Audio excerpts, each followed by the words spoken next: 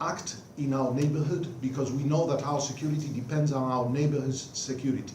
And we know now that it is cooperating with them that we have better results.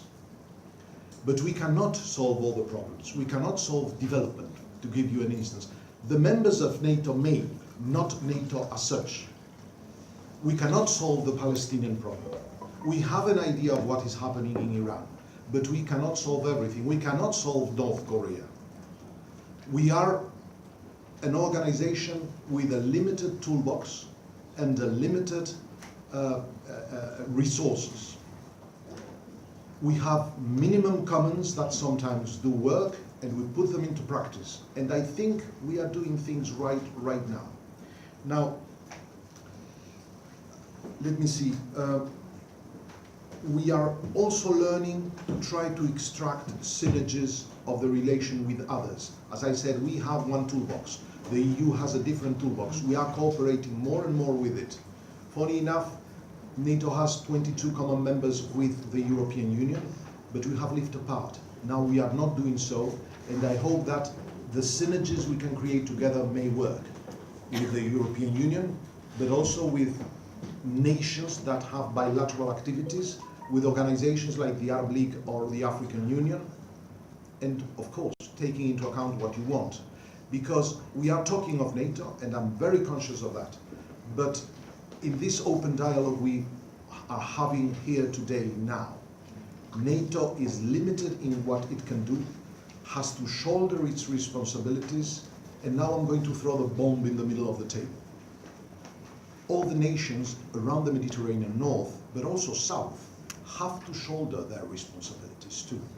So we are ready to cooperate, but we need them to cooperate with us. And we need you to have a clear idea of what kind of future you want to build. Connection between Libya and Sahel. I can agree with most that has been mentioned. I ignore what the result would have been if NATO did not react at all. But I think that maybe things would have been worse. We are limited in what we can do because, as I said, we have a minimum common that sometimes is minimalistic. Because sometimes, as someone was saying, the ambivalence of the nations is there. There are very legitimate national interests that are defended by some nations, sometimes, in the playground, let's put it like that, of NATO. G5 Sahel is something that, for which we have shown interest. We have no partnership with any of the G5 Sahel members, with the exception of Mauritania. And we are trying to engage with Mauritania to help Mauritania, and through Mauritania, give a hand to the G5 Sahel. Resources then, and development, etc. Again, I go back and I say we have limited resources and one only toolbox, but resources from members of NATO, and especially from the European Union, are going to the G5 Sahel right now. So we are not getting away from it. We are looking at it. We follow it closely, and I don't know what the future what kind of doors it will open for us. But we are already trying to give a hand there, as well as we are trying also to give a hand in the question of Libya. Of course, when you talk about the Mediterranean and the Middle East, that's what the South is at the end. Forget the Anglo-Saxon need in terms of communication to find the buzzword. We all know what we're talking about. We're talking about the Mediterranean and the Middle East. This area which goes, I would say, even from the Balkans to the Maghreb, the Mashraq, and the Arab Gulf. I don't talk about the Persian Gulf because NATO is not dealing with the Persian Gulf, it's dealing with the Arab Gulf. So inevitably, starting to talk about the study, all the issues which are in the Mediterranean and the Middle East, which are hot and then are not for today. We're talking about maybe the last 30 to 40 years have come up. And here there's a number of things that we have to recognize. The Mediterranean dialogue, the NATO engagement with our partners in the Gulf is a good story, it's a success story. Why? Because we're having this discussion. Why? Because there's not, and Essia, I think she put it, I don't know if anybody understood very well. I saw that my friend from Al Arabiya didn't get it. When she said, you know, the image is not so bad, but what's the image of NATO? Well, one thing is the image or the organization. The other one is the image, and Amal alluded to that, you know, I'm not going to identify countries, is the issue of its members. You know, you cannot have a good public diplomacy if you have a bad policy.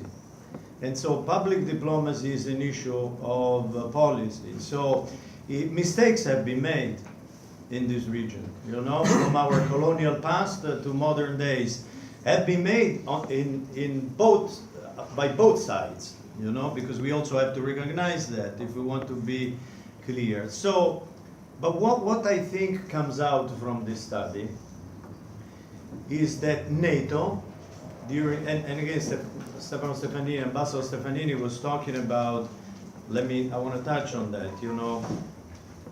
Well, we have two good stories of NATO's interventions, which are, and we have half a good story. Bosnia, Kosovo, upon UN mandate, were implemented by NATO. At the time, 16 NATO nations with 21 non-NATO nations. The first operation with our Arab partners were together with us. Then they've been with us in Kosovo. But these were, I note, operations that were conceived, discussed, planned among the NATO nations, so bringing the best of our individual policies to a common fruition in a multilateral forum. And we projected security and stability in a very troubled era. I remember when Bill Clinton and his people came to the White House, you know, everybody would say, oh no, these people are not interventionists. He is surrounded by these 25 years olders who all have a personal computer and so forth, you know. Today we will be saying other things which I will not repeat because I still am relieved that I will have a pension most likely from this was major result of the summit. But these were NATO operations, UN mandated, together with partners in both Bosnia and Kosovo. Libya is a 50% success. Let's remember, and I always agree with my boss for a number of reasons, but also, first of all, because he's my boss, but also because we share the same approach on this. Libya was not, there were nations who went and did airstrikes on Benghazi, was not NATO.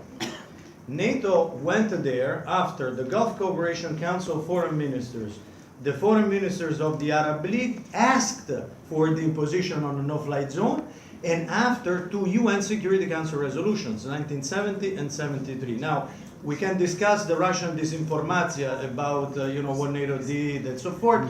There's a report of the United Nations on the website of the investigation, the independent investigation that was conducted, so everybody can read it and we'll discuss it. The mistake there was not NATO's mistake in Libya.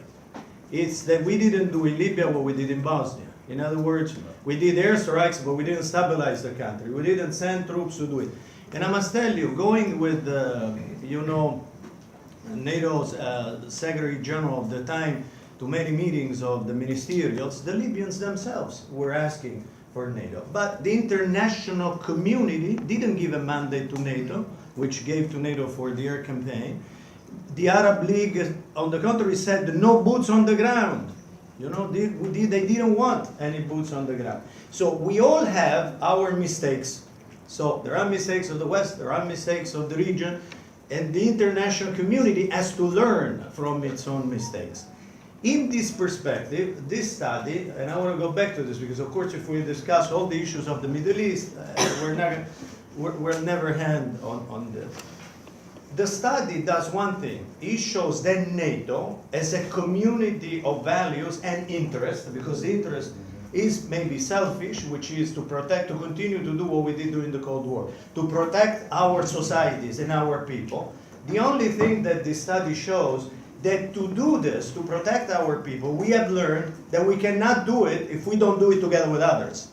And that's the most important thing of the Mediterranean dialogue. For 20 years, the United States, Europe, Arab countries and Israel have sat together and during the last 14 years also on another setting in the Gulf, trying to put together what NATO achieved. What NATO achieved since its inception. It internationalized security. It's the longest period of time since when Italy, my country, France, Germany, the Netherlands, in Europe's history, didn't fight against each other.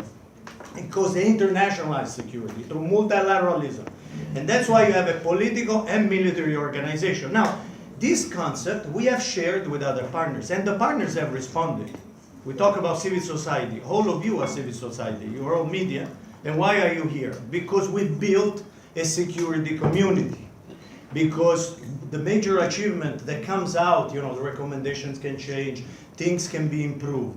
But the good thing is we're having this discussion today on very hot issues, not only because it's hot in Brussels, the world is changing, but because we have now triggered this dynamic, and that has made possible what Essia was saying, that now the elites don't question the validity of NATO. In fact, Arab countries, when you went to talk to them, that's why the Ambassador Bar Gonzalez wanted an independent study. You went to talk to all of our partners there, the governments. What did they say? They want more NATO. A lot of people would be shocked by this. Not you, because the 25 media representatives who are here have been following this for some time, but many people are shocked. And the issue of NATO is something which is now perceived not as a group of countries or an organization that wants to intervene in the region. In fact, for 24 years we haven't intervened in this region except through what the United Nations asked us to do in Libya. On the contrary, we've been building together the ability of the countries of the region to strengthen their defense and security institutions to deal with the challenges and threats that they face. But to do this through a multilateral approach to security. And so I think the most important result of this, which is also why today I see Elena Begano, a colleague of mine. When we started this, there was only me in 1994. Now, then there was my section with people who speak Arabic, the region, wonderful people who understand that. But today we have in all NATO divisions, in the international staff, in the international military staff, people who are working in programs of cooperation with Mediterranean dialogue countries. And that's, I think, the most important thing. You have today a package for the South, which has been approved by the heads of state and government, which reflects this evolution. Now, this can be improved. There are a number of recommendations on how this should be done. But what I think is the most important achievement is that we're doing this together. So we're not only dealing, I think, with the challenges and threats, but we're also trying to promote the beautiful things that you were saying, which is to try to pursue the common aspirations for peace and security in this region, under the understanding that peace, security, and stability it is something which we share together and cannot be divided. It's indivisible today. The need to work together and fix these problems comes only through a multilateral and cooperative approach to security. This is the one that we're trying to promote.